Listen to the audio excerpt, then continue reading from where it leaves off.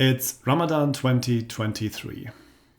Either it is mere coincidence that the idea of this video, how and how not to read the Quran, fell into this special season of the year, or it might be something else. Maybe it is providence. But whatever it might be, at least it is a nice coincidence. Because what is Ramadan? Ramadan is a season of the year where Muslims are showing to the rest of the world their devotion to their God. They are not only showing it, they are actually demonstrating it, parading it. There are very obvious ways how they do it. For example, open air displays, like the one which was opened just a couple of days ago in London. Another example would be open prayer meetings.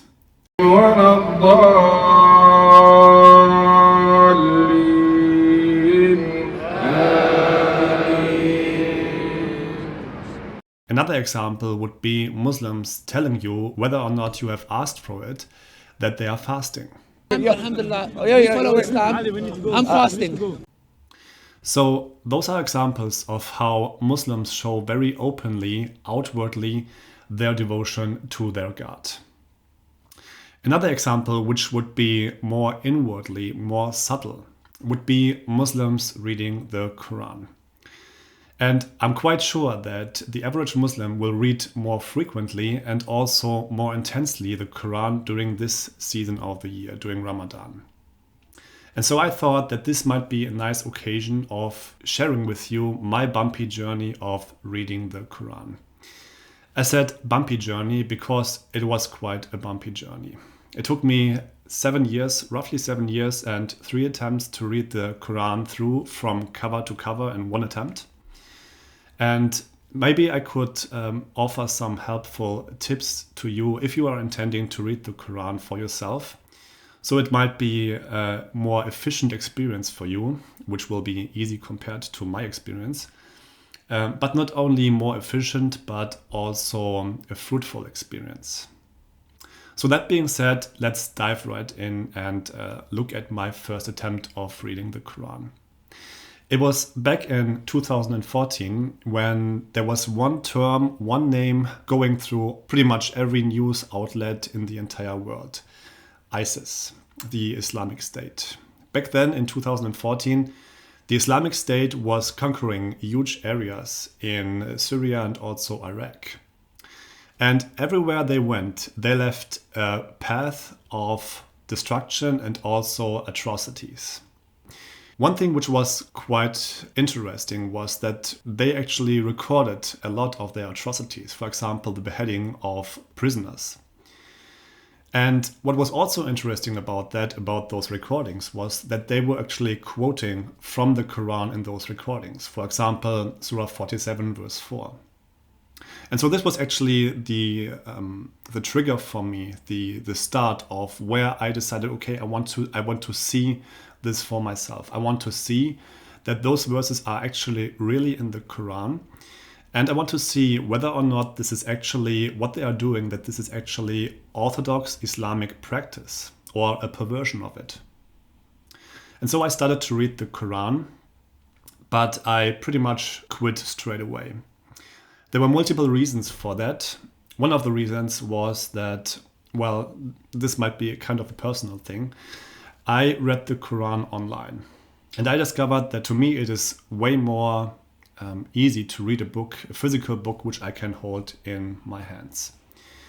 Not only because there is a certain touch to it, a certain feel to it, also a book, it sits on your shelf and it is kind of talking to you.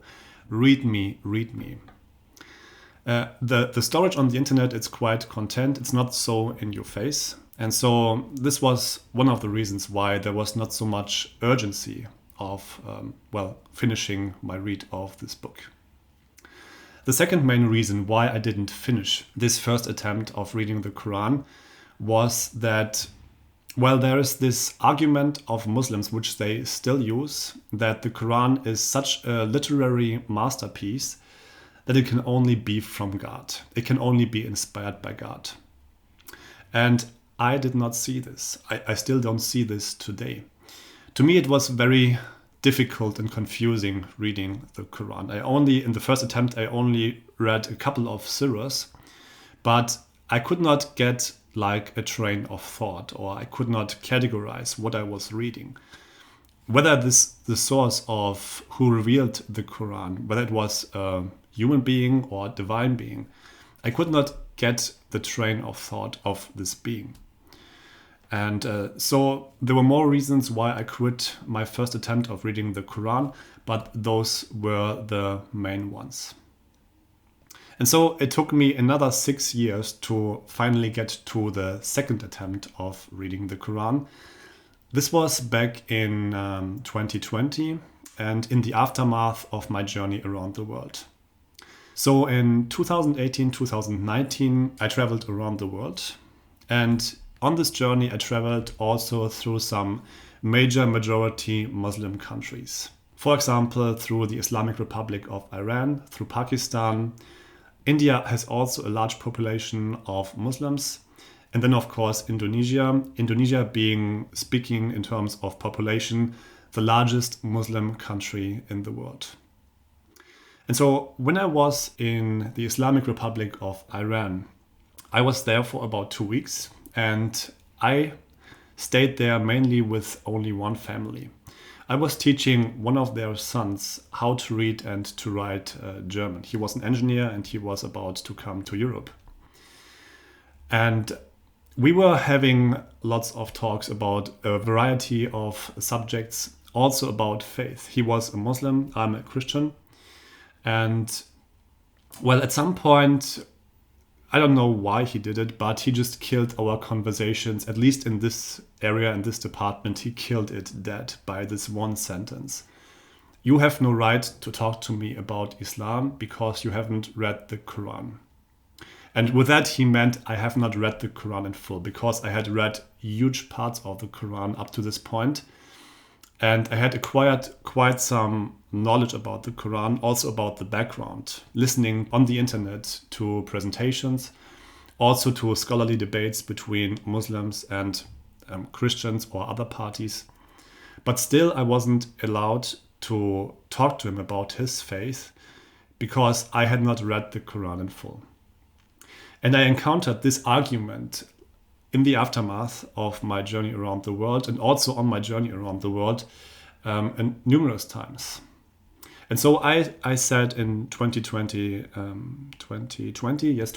I said, okay, I have to finally get this done. I have to read this book in order that I cannot be dismissed on the mere reasons that I have not read everything of the Quran.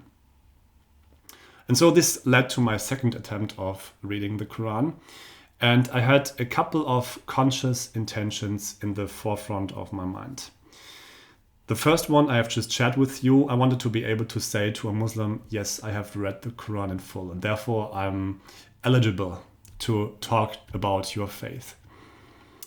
Secondly, I wanted to get the Quran into perspective and into order. Perspective, well, this is something which you do and everybody does when they are reading a book, whatever the genre might be, especially with religious texts like the Quran or the Bible or the Talmud. You are reading everything in context, meaning a verse never stands alone. There's a wonderful example for that in the Quran. I've heard it numerous times also here in Germany.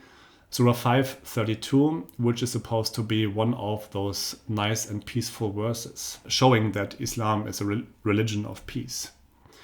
But then when you zoom out of this, when you change the perspective, you are actually discovering that the verses before and after it tell that this is not a peaceful verse at all, that it is actually one of the most violent passages in the entire Quran.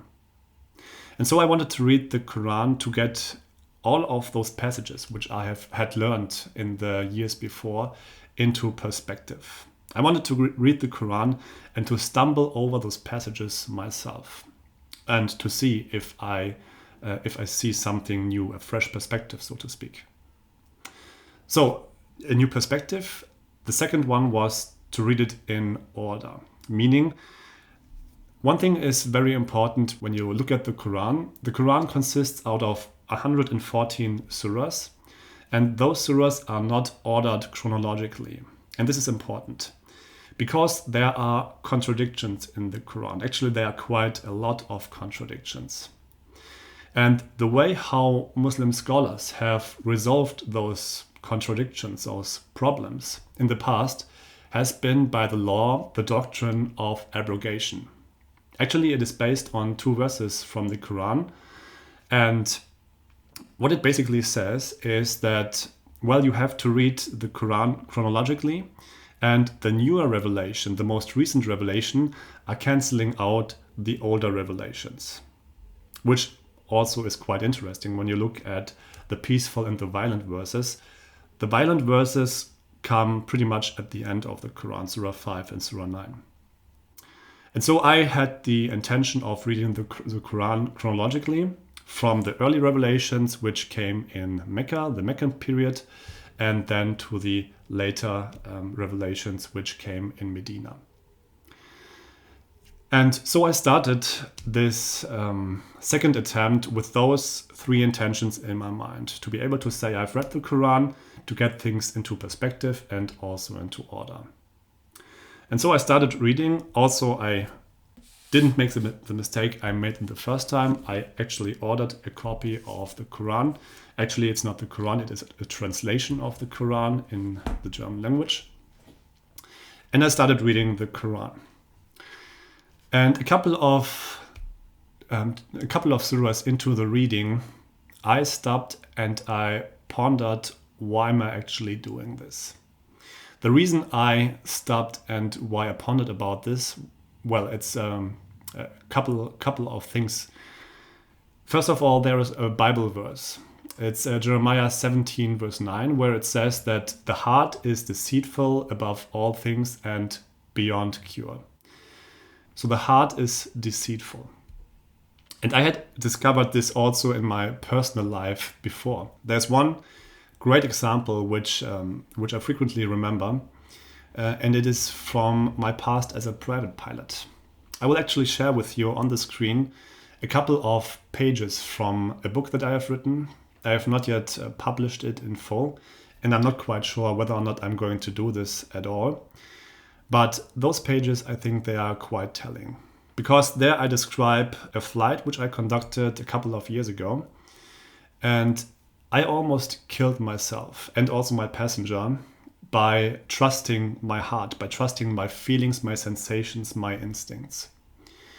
And this is a dangerous thing. And therefore it is important that we as human beings in general, that we check our motivations. Why am I doing this? Because as the Bible says, the heart is deceitful.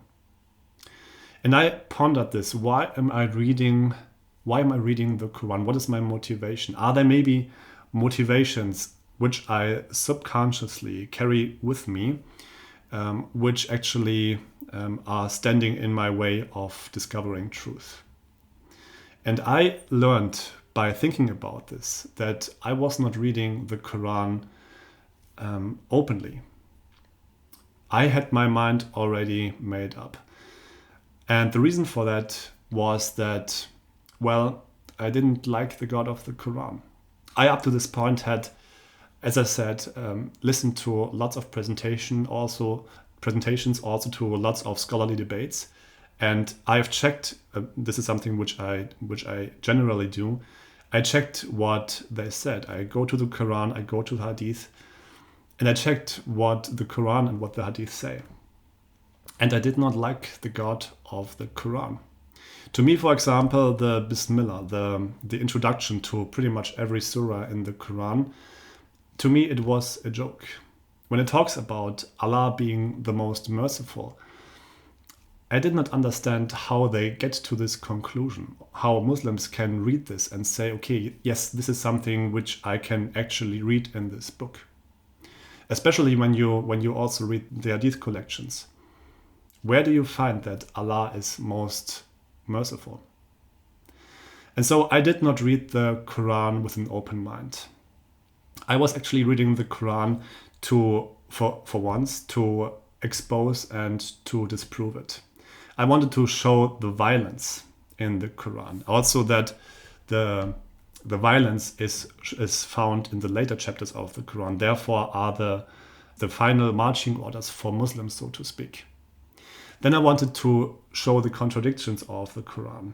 That the Quran, on the one hand, is actually approving our scriptures, the Christian scriptures like the Torah and the Injil, and on the other hand, actually denying things which are explicitly or implicitly written in those scriptures. And I wanted to show scientific and historical errors. So my mind was set up before I actually went on the journey of reading the Quran for myself. I wasn't there to discover truth wherever it might lead me. And this is something which is not unusual. I would like to share with you 2 stories which happened to me before my journey around the world and during my journey around the world. 2 very different settings, but the general underlying topic is the same. So the first story which I would like to share was still back in Germany.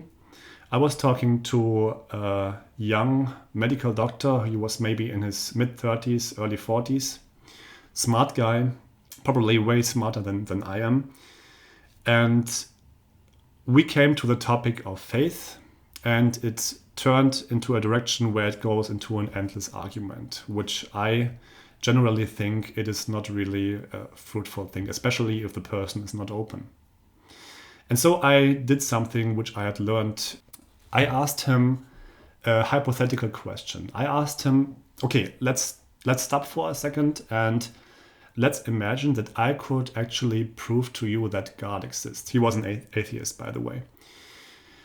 Let's imagine I could prove to you that God exists. What would you do? Would you follow him? Would you submit your life to him? Would you worship him? And I remember this to this day. It is five years back at this point, roughly 5 years. And he said within a couple of seconds, he said, no, I would not. Even if I could prove to him that God exists, he would not submit to him. So this was the one story from before my journey around the world. The second story is actually from my visit to the country of Pakistan.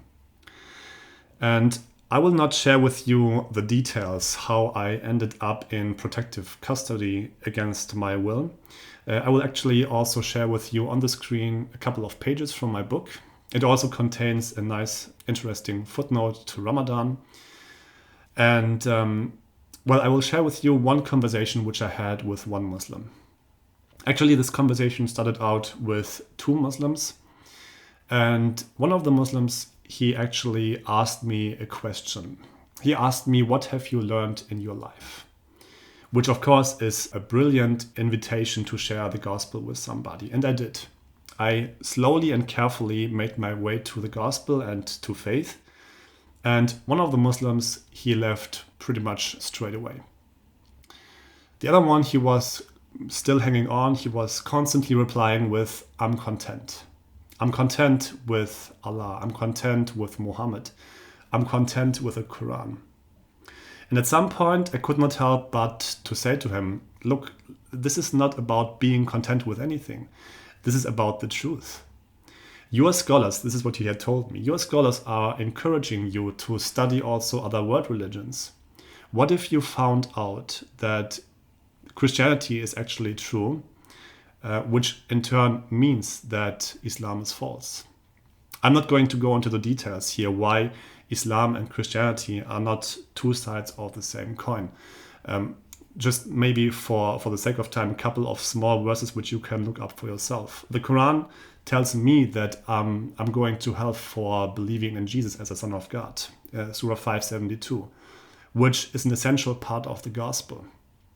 Besides, of course, Jesus having died for my sins and being buried and rising again, 1 Corinthians 15. And, in the Bible also tells me, this is also part of the gospel, that Jesus is the only way. John 14:6 or John 8:24. So this just as a small side note, Islam, Christianity, if you value logic and reasoning above wishful thinking, they cannot be both true at the same time. And so I asked him, okay, if you find out that Christianity is actually true, which means that Islam is false, would you do the reasonable steps of converting to Christianity? And I remember how not only his face changed, I remember also the change in his tone. And he said to me, look, we are still friends, but you have to be very careful how you speak here in Pakistan, because talking like this can get you killed. And you see here in these two examples, which I've just shared with you, it is the same underlying topic of a person having a heart issue, not being willing to re-examine their worldview and to go wherever the evidence might lead you. And I was actually judging those persons for their unwillingness to question their worldview and to go wherever the evidence might lead them. And then I had to discover that actually I was not too different from them. I started reading the Quran on my second attempt with my mind already made up. The Quran is not the word of God. And I realized this is not the right way to read this book.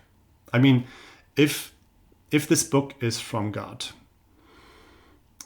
at the end of the day, I'm going to die. Everybody is going to die. This is one of the only things which are certain in our life. And if God exists, we will stand before him. And then our wishful thinking, our comfort zone, they are not going to matter.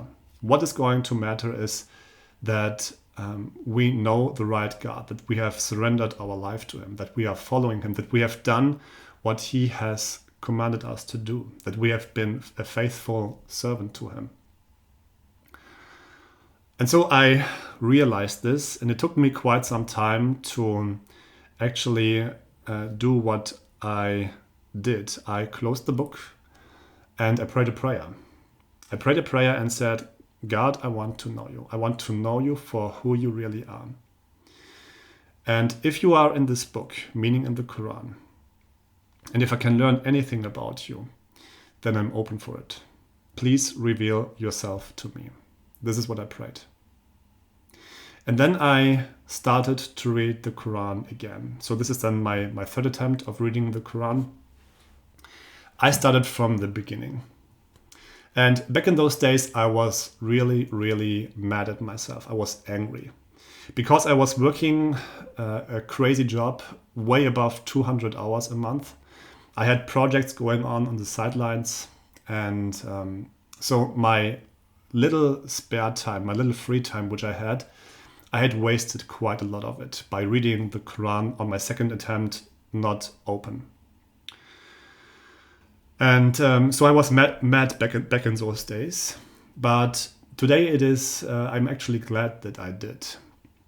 Because this resulted in me being able to do, well, basically two things. For once, I can today, for myself, say, okay, I've read the Quran on my third attempt, and I was fully open. I said, God, if you are in this book, I want to know you. And today I'm more convinced than ever that for once the Quran is not the word of God. The God of the Bible is not the same God of the Quran. And also that the prophecy, which we can read in Matthew 24:24, which is given by Jesus, about many false prophets and messiahs arising after him, that this is actually a perfect description for Muhammad.